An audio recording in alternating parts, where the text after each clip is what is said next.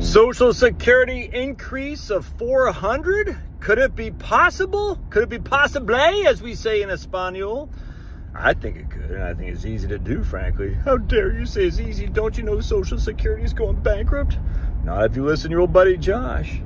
All right, so my man Andrew Biggs, who we're going to talk to next week on the YouTube stream, he had written a great article about the scam that were pensions back in the old days, and it's fantastic on a Substack page. So I wanted to have him come back on to talk about, because Andrew is a high and mighty, hoity-toity, good time rock and roll plastic banana guy. He was in Hawaii now, so he can't jump on the live stream until he gets back.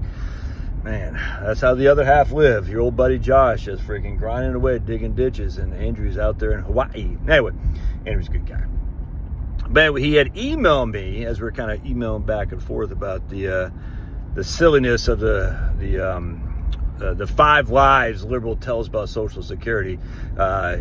He corrected me to some regard, if you will. I don't know if he didn't say it like that, but I said, I don't know, Andrew.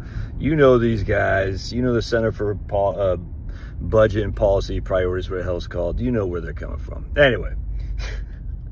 So he goes, look, Josh, if your goal is to lift people out of poverty, if your goal is for Social Security to lift people out of poverty, it's real dollars that matter relative to the cost of living. I said, I get it, but that's not my goal. If I was king for a day, and you should nominate me king for a day, I would say we need to increase the Social Security benefits, because the goal isn't to lift people out of poverty from a Republican conservative perspective. The goal is to get people more disposable income in their retirement years. All right?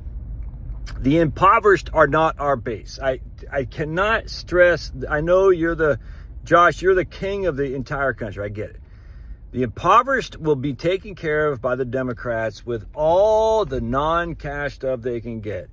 Assistance for TANF, temporary assistance for needy families. They got, I don't know, they still offer, they still got EITCs, earned income tax credit. Now, earned income, he's got to have a job. So I like that, actually. They still got housing assistance, Section 8. They still got Medicaid. They still got, heating assistance in Maine. They got tons and tons and tons of stuff they get that they don't have to show as receipt as cash, all right? Now, the middle class and the lower middle class, they don't qualify for this stuff because they're not impoverished. But this is what freaking ticks me off, dude. After you factor in these non-cash benefits and you compare them to a working family who's now retired on Social Security, who do you think makes out better? It's not the middle and lower middle class people. It's the impoverished. Studies have been done. I can't remember off the top of my head, but studies have been done, multitude of studies that show that essentially the benefit you get from basically being a welfare queen is equivalent like $35,000, $40,000 a year. And welfare kings too, don't get me wrong. But most men work. All right, that's just a fact, because men, they have to work because no one's going to take care of men. They can't go with crocodile tears. Most men still work. They know they need to. So the impoverished aren't our responsibility. The Democrats have that base covered, and the impoverished are never going to vote for Republicans anyway. All right. The lower income, middle income, working people is our responsibility as a conservative. We want these people to actually have children, right? We want them to have more disposable income, all right? That's just a fact. They don't pay much in income tax, that's for sure. So we don't have to worry about reducing their taxes. That's already been done. The taxes, my tax, I know, I get it, but you have to have some skin in the game. Everyone's got to pay a tax. I don't care. If you have income, you got to pay some tax. Just a fact. All right, so anyway, my point being is, we're not going to get those impoverished, but we are going to get our bases, the lower income, middle income, and upper income, upper affluent, like me, your old buddy Josh, a small business owner. All right, so what do these people have that wealthy? What do these people don't have that the wealthy have? The uber wealthy, who are not our base, right? That's the Democrats, and the uber impoverished are not our base. That's the Democrats. The wealthy have lots of disposable income. They can afford to pay for colleges for their kids. They can afford spend their kids to freaking space camp and all this other crap. Most people on the lower to middle income can't afford this stuff. all right, unless they take an amount of debt. They can't say, I was listening to some guy's YouTube channel today, it's like the 5 lies retirement planners say about, I don't know what the hell it is. He goes, you should be saving 20% of your income. I said, dude, what are you talking about, man? Based on what?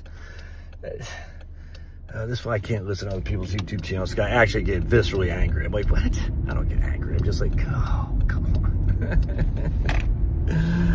Read Spend Till the End by Larry Kotlikoff and Scott Burns. Read it. Read it. Read it. Know it. Tattoo it on your forehead. Consumption smoothing is what we're shooting for. Anyway, so the idea that you're going to save 20%, you're having a hard time getting. It's like the old Saturday Night Live skit. I'll never forget. It was funny as hell back in the 90s. So some lady is basically getting put out of her house for whatever. She couldn't pay the rent or something like that. And she called Susie Orman's show. Said, Susie, I'm getting put out. What do I need to do? And Susie says, well, tap into your 6 months of emergency savings. And she goes, I don't have any emergency savings. I'm living basically paycheck to paycheck. Well, tap into your Roth. It was so funny. She goes, I don't have a Roth. I've been living paycheck to paycheck. Didn't you hear me? I got to find that skit, dude. It was so funny because it's so true. Well, just tap into your 6 months of emergency savings. Then just tap into your Roth. And it's like, I'm being put out of my house because I can't afford the rent anymore. All right, so how do we get this $400 of increase in Social Security? Very, very simple. We increase the second bend point from 32% to 40%. If you have an averaged earned income, an average index income, I should say, of $75,000 a year over the course of your 35 years of labor, that's been adjusted with average wage index. So we're going to say your average yearly earnings was $75,000, which is right there in the middle class, unequivocally that is. And I think a lot of the Republican base is going to be right there. Your AIME, the average index monthly earnings, take that 75,000, divide by 12, and off the top of my head, I think it's like 66,000. I got written down here in my folder, but I didn't want to reach over there. It's 6,600 a month. All right, your first, was it 1226 or something like that? You get 90% of that. The second amount of money, in fact, let me just get a stop sign right here so I can, a stop light right here. I can look at, I'll tell you exactly what we got. The second amount, yeah, so your AIME is 6,250 is what it is. The first 1,229, you get 90% of that. The second $5,124 of your AIME, you get 32% of that, which is 1,640. What I would do is I would increase that second bend point to 40%, all right? Which means you would get not 1,640 on that 5,124 second bend point. You would get 2,050. You get 2,050. So that's yes, $410 more a month. You get, I think, if my math is right, I think it is. You get $410 a month more in Social Security benefits. That's $5,000 a year, dudes. $5,000 a year. Now, how do you pay for that? As if anything, why is it always just Social Security? You guys say, how do you pay for it? Well, you can pay for it a couple ways. You can do like you can reduce.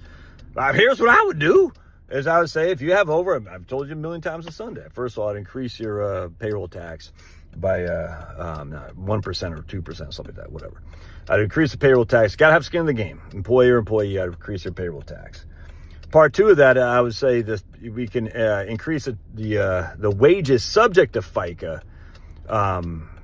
Look, I would just say if you have over $1 million or look, we're going to lose this argument. They're going to get it. They're going to get rid of the cap on wages subject to FICA.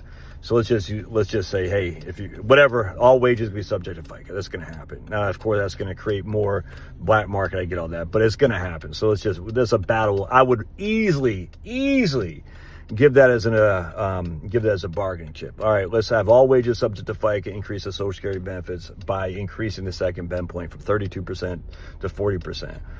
Now, that in of itself, just increasing wages subject to FICA won't do it even if you increase the payroll tax by 1 or 2%. When I say 1 or 2%, I mean like 6.2 to 7, all right, something like that. Not 1 or 2%, like 1% above 6%. I'm saying 100 basis points or 80 basis points above the 6.2. That's a pretty car. Anyway, and then what you do is you say, okay, we're going to have a fourth bend point with, I don't know, we're going to have a max Social Security benefit of, $10,000 a month, whatever it be, $8,000 a month, something like that. And I guess Bernie and Andrew actually did say, Andrew Biggs said on one of my videos, because Bernie Sanders' proposal had a benefit max of Social Security that even if we got rid of the cap on the bend points, got the cap on the earnings cap, you don't get any benefits above your income being 225 or something like that. So you can do that too. I get that, man. Anyway, the point being is, but that's a pretty significant tax hit to freaking small business owners. I'm just telling you, the thing about getting rid of the cap, a lot of small business owners are making $300,000, $400,000, $500,000 a year. I know that sounds like a lot of money, and it is, but they didn't make it just waking up one day and start making that kind of money. They took a lot of debt. They sacrificed a lot of earnings in order to build a business. They had to build their business from bottom up, and now all of a sudden they're making some money. We're gonna have a 6.2 times. We're gonna increase their taxes by 12.4% above 160. That's a tax hike way too high. Anyway, so the point being was you just increase the payroll tax by 1%, maybe 2%, something like that. I would actually not even increase the wage cap, get rid of the wage cap. What I would do is say if you have over $1 million of income, you lose your qualified dividend income. That will be subject to ordinary income solely to go into Social Security. Long-term capital gains will be subject to get rid of preferential treatment solely to go into Social Security, and we'll have a wealth tax of some amount. Won't be huge, but it's a Social Security wealth tax. That way, and then of course I get rid of all tax. I tax every damn nonprofit there is. I don't church anything. I don't care. Why should Louis Farrakhan get tax-free money? You see what I'm saying? But with that said, why should the Catholic Church get tax-free money when they were freaking diddling kids and they weren't doing anything about it? I got no problem with that. No problem with that anymore. If the church that serves Jesus is contingent on operating solely because of tax benefits, that's not a serving of Jesus Christ. That's for doggone sure.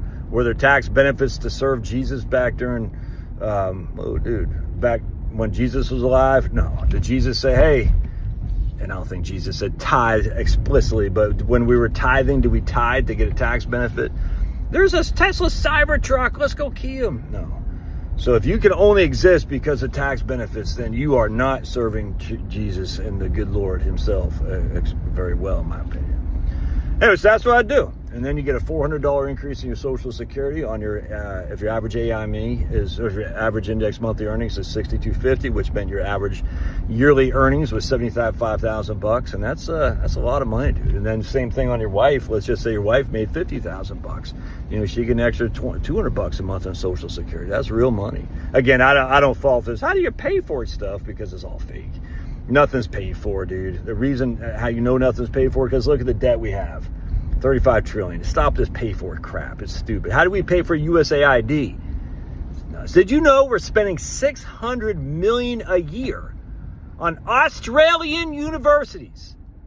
So don't tell me how you pay for this crap. I'm sick of that. It's freaking a joke. It's just a way to keep people. Another Cybertruck. Oh boy. Key him. I'm not advocating that because that's just stupid. All right. God bless. Love your thoughts.